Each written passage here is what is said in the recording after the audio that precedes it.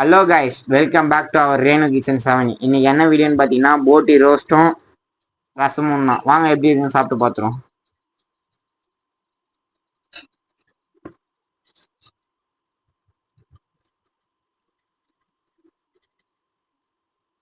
ரசம் எப்படி தெரியும், எப்பயும் போல் தான். போட்டி இருக்கு, போட்டி சாப்பிடுவோம்.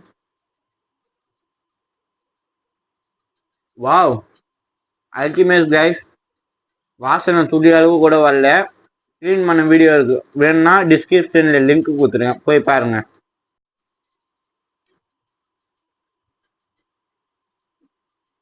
ரைஸ் கூட போட்டி வச்சு சாப்பிட்டு பார்ப்போம்.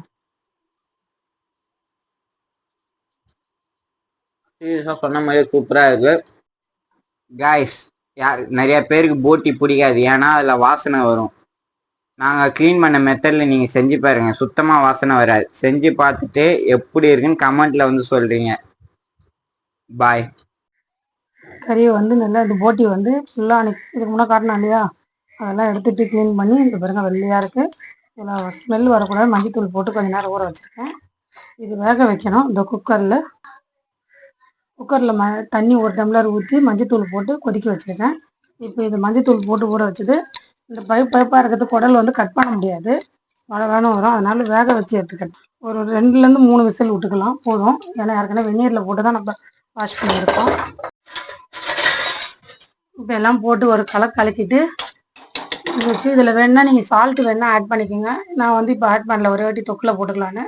வேணுன்றவங்க போட்டுக்கலாம். 3 விசில் விட்டு எடுத்துக்கலாம். போட்டிக்கு தொக்கு செய்யறதுக்கு கிரேவிக்கு எண்ணெய் ஊற்றிக்கணும். ரைஸ் போட்டுக்கலாமா? பட்டை, லவங்கம், கிராம்பு, சோம்பு.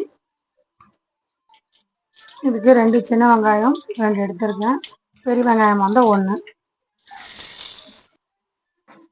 நல்லா ப்ரௌன் கலரில் இந்த மாதிரி வதங்குற வரைக்கும். வெங்காயம் ப்ரௌன் கலரில் மாறினோடனே 3 தக்காளி.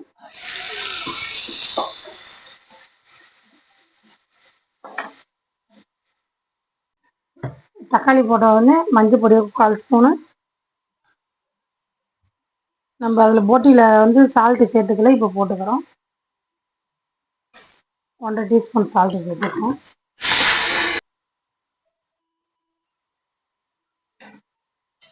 நல்லா கலரி விட்டு தக்காளி வதங்கினதுக்கு அப்புறமா நம்ம மிளகாத்தூளும் போட்டியும் போட்டு பரட்டி எடுத்துக்கணும்.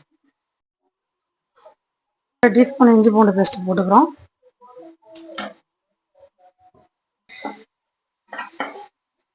நல்லா பச்சை வாசனை போகிற வரைக்கும் கொஞ்சம் நேரம் வதக்கலாம்.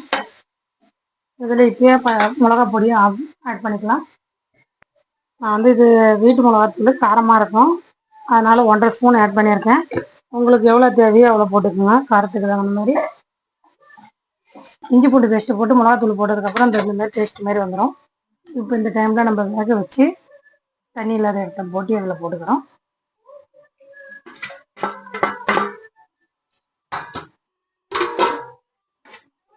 இது வந்து நாங்கள் தொக்கா செய்யறதுனால நான் தண்ணி கம்மியாக போட்டிருக்கேன்.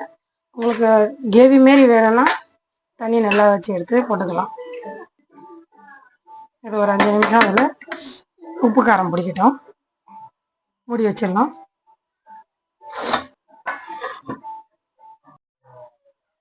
ஓப்பன் பண்ணி பார்க்கலாம்.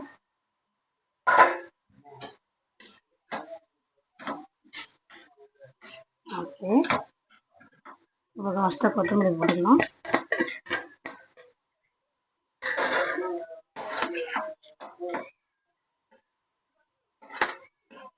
இதில் கிரேவியாக வேணும்னா நம்மளுக்கு கொஞ்சம் தண்ணி ஆட் பண்ணிக்கலாம். நாங்கள் வந்து பொரியல் அப்படியே பெரட்டில் மாரி தான் எடுத்துக்கிறோம், அதனால தான் இது தண்ணி அதிகமாக ஆட் பண்ணல.